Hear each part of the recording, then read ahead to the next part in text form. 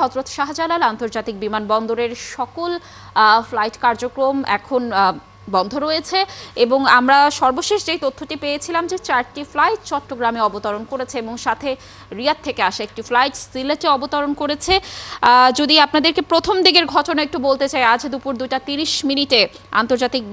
শাহজালাল আন্তর্জাতিক বিমানবন্দরে কার্গো ভিলেজে এই অগ্নিকাণ্ডের ঘটনাটি ঘটে এবং অগ্নিকাণ্ড ঘটার সাথে সাথে সেখানে ফায়ার সার্ভিসের কর্মীরা চলে যায়। তারা এখনও আগুন নিয়ন্ত্রণের চেষ্টা করছে। ঢাকা শহরের বিভিন্ন প্রান্ত থেকে আসলে এখনও ফায়ার সার্ভিসের বিভিন্ন ইউনিট সেখানে পৌঁছানোর চেষ্টা করছে এবং আমরা যেমনটি দেখলাম যে সেনাবাহিনীও, নৌবাহিনী এবং বিমান বাহিনী তারাও ফায়ার সার্ভিসের সাথে যোগদান করেছে আগুন নেভানোর জন্য। এবং দর্শক, যতটুকু আমরা দেখছি আগুনের মাত্রা কিন্তু বেড়েই চলেছে এবং আপনারা যেমনটি ফুটেজেও দেখছেন ধোঁয়ার কুণ্ডলী আসলে পুরো বিমানবন্দরে একদমই ছেয়ে গেছে এবং দাউ দাউ করে আসলে আগুন জ্বলছে।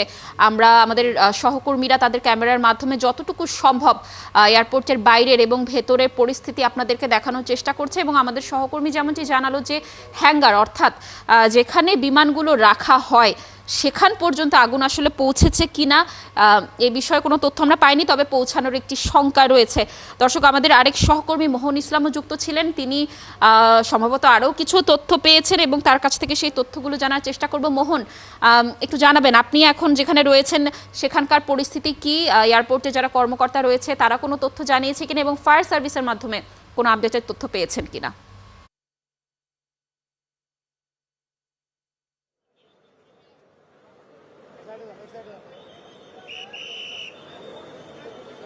লাবণী, সর্বশেষ তথ্য বেসামরিক বিমান চলাচল কর্তৃপক্ষ থেকে যা পেয়েছি সেটি আপনি দর্শকদের জানালেন। তারপর আমি আবারও একটু বলি যে বাংলাদেশ হযরত শাহজালাল আন্তর্জাতিক বিমানবন্দরে সকল ফ্লাইট চলাচল স্থগিত করা হয়েছে এবং এরই মধ্যে হযরত শাহজালাল আন্তর্জাতিক বিমানবন্দরের ইডি অর্থাৎ এক্সিকিউটিভ ডাইরেক্টর যিনি আছেন তিনি আমাদেরকে একটি বার্তাও দিয়েছেন যেন গণমাধ্যম কর্মী হিসেবে আমরা দেশবাসীর কাছে পৌঁছে দেই যে বিমানবন্দরের আগুন নিয়ন্ত্রণের জন্য সকল সংস্থা অর্থাৎ সেনাবাহিনী, নৌবাহিনী, বিমান বাহিনী, ফায়ার সার্ভিস থেকে শুরু করে সকল সংস্থা কাজ করছে এবং তারা আশা করছে হয়তো সময়ের মধ্য দিয়ে তারা আগুন নেভাতে সক্ষম হবে। কিন্তু আমরা যদি ক্যামেরার মাধ্যমে আসলে দেখাই যে ধোঁয়ার কুণ্ডলী কিন্তু আসলে বেড়েই যাচ্ছে এবং একটু আগে আমার আরেক সহকর্মী ইমতিয়াজ সনি জানাচ্ছিলেন এবং আপনি তার মাধ্যমে জানাচ্ছিলেন যে বিমান ফ্লাইট ক্যাটারিং সেন্টার অর্থাৎ বিএফসিসিতে আগুন লাগার একটি ঘটনা কিন্তু আমরা দেখেছি যে ওই অংশটুকুর আগুন নেভানোর জন্য কিন্তু ইতিমধ্যে যারা আগুন নেভানোর কাজে নিয়োজিত ফায়ার সার্ভিস থেকে শুরু করে সবাই তারা কিন্তু প্রবেশ করেছেন এবং এই বিএফসিসির গেট দিয়েই কিন্তু বিমানবন্দরের ভেতরে প্রবেশ করে যে আগুনটি লেগেছে, আগুনের যে অংশটুকু এই পাশে চলে এসেছে সেই আগুন নেভানোর জন্য তারা কাজ করে যাচ্ছে এবং আমরা দেখেছি যে সেনাবাহিনী এই বাইরের অংশের যে পরিস্থিতি তার নিয়ন্ত্রণে কাজ করছে। আমরা বিমানের একাধিক কর্মকর্তার সাথে কথা বলেছি, একাধিক সদস্যের সাথে কথা বলেছি যারা বিমানবন্দরে নিয়োজিত। তারা কিন্তু বলছিলেন যে বিমানবন্দরের যে অংশটুকু যে অংশে আগুন লেগেছে সেটি কার্গো কমপ্লেক্স এবং এই কার্গো কমপ্লেক্সে বারবারই কিন্তু আমরা বলছিলাম এবং যারা উৎসুক জনতা তারাও কিন্তু বলছিলেন যে এখানে বিভিন্ন প্রোডাক্ট রয়েছে, গার্মেন্টস প্রোডাক্ট রয়েছে, এখানে কেমিক্যাল রয়েছে, যে কারণে আগুনটা দ্রুত সময়ের মধ্যে আসলে ছড়িয়ে গিয়েছে।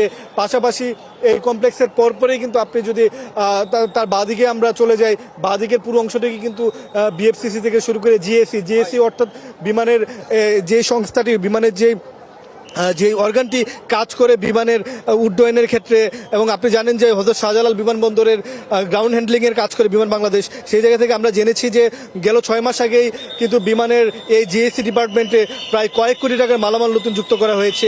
সেই সংখ্যা কিন্তু দেখা দিয়েছে যে প্রোডাক্টগুলো আনা হয়েছে ফ্রান্স, আমেরিকা, টার্কি থেকে, সেগুলোতে আগুন লেগে নষ্ট হয়ে যায় কিনা সেই সংখ্যা কিন্তু উড়িয়ে দেওয়া যায় না আগুনের যে মাত্রা দেখা যাচ্ছে। কিন্তু আমরা ইতিমধ্যে দেখছি যে ফায়ার সার্ভিসের এক একটি ইউনিট কিন্তু দ্রুত সময়ের মধ্যে এসে পৌঁছাচ্ছে এবং ফায়ার সার্ভিসের যারা সদস্য রয়েছে তারা কিন্তু চেষ্টা করে যাচ্ছে। আমরা বিমানের এক কর্মীর সাথে কথা বলবো, আপনার সাথে যদি একটু কথা বলি, আপনি তো ভেতরের আপনার অভিজ্ঞতা রয়েছে, যে অংশে আগুনটা লেগেছে এই অংশ থেকে আসলে পরবর্তীতে ছড়িয়ে যাওয়ার কতটুকু আশঙ্কা বা এটার দূরত্ব কতটুকু হতে পারে? দূরত্ব বেশি একটা নাই, মানে এটা ছড়িয়ে যেতে পারে যদি এখনই নিয়ন্ত্রণে আনা না যায় কিছুক্ষণের মধ্যে। এখানে মাত্র একটা পোস্ট অফিস আছে, এই পর্যন্ত আসলে হয়তো বিএফসিসি তো আঘাত আনতে পারে, এখনো বলা যাচ্ছে না কি অবস্থা। নিয়ন্ত্রণে খুব তাড়াতাড়ি নিয়ে আসা উচিত। জিএসসি অপারেশনের পাশে আছে আর কি, কিন্তু কোনো রকমই নিয়ন্ত্রণে আসছে না। যদি না আসে তাহলে স্বাভাবিকভাবে মানে ছড়িয়ে পড়তে পারে। রানওয়ে কত দূর এবং সামনে মানে রানওয়ের কাছাকাছি, একদম কাছাকাছি, জেএসির পাশে আছে বর্তমানে কি ব্যবস্থা।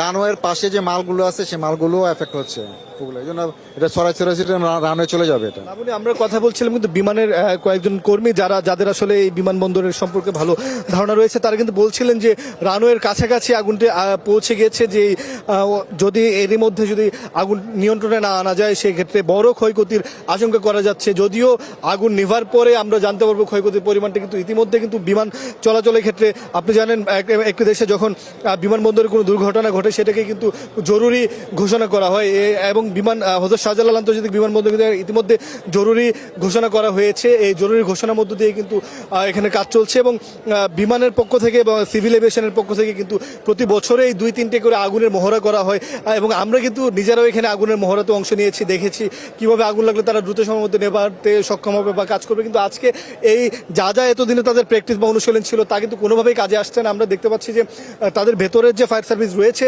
তাদের পাশাপাশি বাইরে থেকে কিন্তু অসংখ্য যে ইউনিটগুলো আসার পরে কিন্তু আগুন কিন্তু ধোঁয়া কিন্তু বেড়েই যাচ্ছে, এবং এখন মতো কমার মধ্য দিয়ে কিন্তু যাচ্ছে না। এবং বিমানের থেকে শুরু করে সিভিল এভিয়েশন থেকে শুরু করে যে সংস্থাগুলো এই এয়ারপোর্টের ভেতরে কাজ করে, বিমানবন্দরের ভেতরে কাজ করে, তারাও কিন্তু আশঙ্কা রাখছিলেন যে বিমানবন্দরের এভাবে যদি আগুন বাড়তে থাকে সেই জায়গা থেকে আগুনটা আসলে শেষ পর্যন্ত রানওয়ে পর্যন্ত চলে যায় কিনা। আমরা ইউএস বাংলার একজন কর্মীর সাথে কথা বলি, আপনার তো ভেতরের অভিজ্ঞতা রয়েছে, আপনি যদি বলেন যে আসলে এই যে আগুন, এই আগুন থেকে তারা বিমান বাংলাদেশের লোকজন বলছিল যে জিএসসি এবং এই বিএফসিসি কাছেই, কিন্তু এই রানওয়েটা আসলে রানওয়ে পর্যন্ত যেতে কতটুকু সময় লাগতে পারে?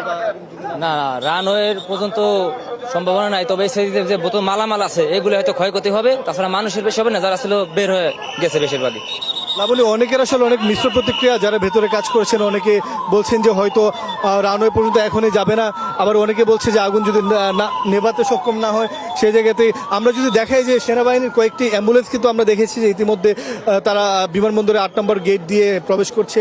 এর আগে দেখেছি সেনাবাহিনীর কয়েকটি পানি নেভানোর ইউনিট এবং এই জিনিসগুলো এসেছে, নৌবাহিনী বিমান বাহিনীরও দেখেছি, ফায়ার সার্ভিস তো অনবরত কাজ করে যাচ্ছে, এবং ফায়ার সার্ভিসের কর্মীদেরও দেখছে যে কাজ করতে করতে অনেকে ক্লান্ত হয়ে যাচ্ছে।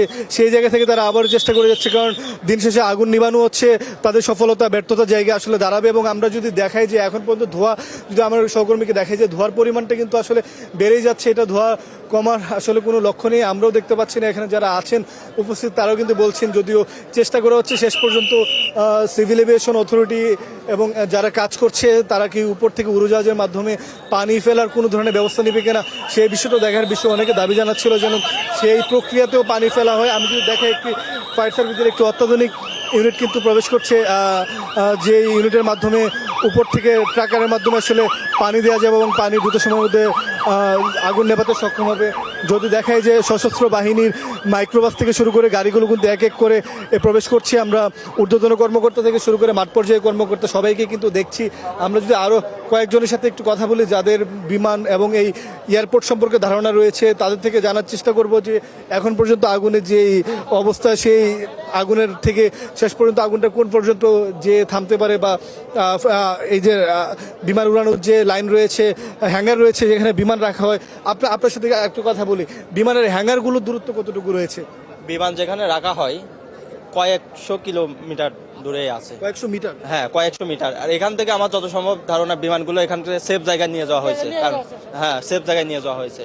আর এইটা ইনপুট পুরাই শেষ, এখন জিএসসি অপারেশনের কাউন্টারটা এখানে, জিএসসির যত মালপত্র আছে সত্য এখানেই থাকে, এখানেই রাখা থাকে অধিকাংশ। সম্প্রতি যেগুলো আমেরিকা থেকে ফ্রান্স থেকে আনা হয়েছে সেগুলো কিন্তু এখানেই আছে। এইখানেও আছে, আবার কিছু ওই সাইডেও আছে।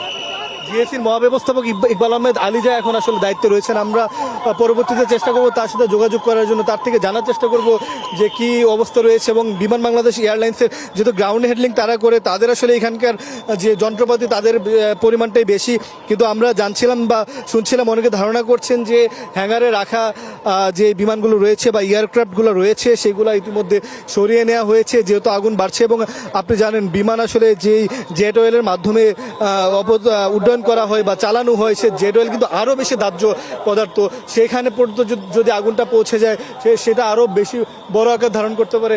আমরা যদি দেখছি যে আহত কয়েকজনকে অ্যাম্বুলেন্সে তুলে আসলে নিয়ে যাওয়া হচ্ছে। সেনাবাহিনীর যে অ্যাম্বুলেন্সগুলো ঢুকেছিল একটু আগে জানাচ্ছিলাম, তাদের সেই অ্যাম্বুলেন্সে করে কিন্তু আহত কয়েকজনকে যারা এখানে ইনজুর্ড হয়েছেন তাদেরকে কিন্তু তুলে নেওয়া হয়েছে এবং তাদেরকে হয়তো সামরিক হাসপাতাল কিংবা কোথাও চিকিৎসা দেওয়া হবে। এবং সিভিল এভিয়েশনের যে অ্যাম্বুলেন্সগুলো আছে, সেনাবাহিনীর যে অ্যাম্বুলেন্সগুলো আছে, তারা কিন্তু তড়িঘড়ি করে কিন্তু আসছে এবং তড়িঘড়ি করে বের হয়ে যাচ্ছে। ক্ষয়ক্ষতির পরিমাণ এবং মানুষের হতাহতের পরিমাণটা কিন্তু আমরা এখন একটু জানা সময় সাপেক্ষ, যেহেতু এখন পর্যন্ত আগুন নিয়ন্ত্রণে আসেনি এবং আগুন নিয়ন্ত্রণে তারা কাজ করছেন, সেটা হয়তো অল্প সময় পরে আমরা জানতে পারবো। আমরা এয়ারপোর্টে কাজ করে এই ধরনের কয়েকজনের সাথে যদি একটু কথা বলি, আপনি তো শাহজালাল বিমানবন্দরের ভেতরে যাওয়ার অভিজ্ঞতা রয়েছে, বিমানে কাজ করেন, একটু যদি বলেন যে আগুন লাগার পরে আপনি কোথায় ছিলেন, আসলে এই সময়টা? অ্যাকচুয়ালি আমাদের অফিসটা হচ্ছে এটা বিএফসিসি ক্যাটারিং সেন্টার। আমরা যখন অফিসে আসি ওই মুহূর্তে আপনার হচ্ছে আগুন ধরছে, ওর আধা ঘন্টা আগে আগুনটা লাগছে। মোটামুটি আগুনটা লাগছে 8 নম্বর গেটের সামনে।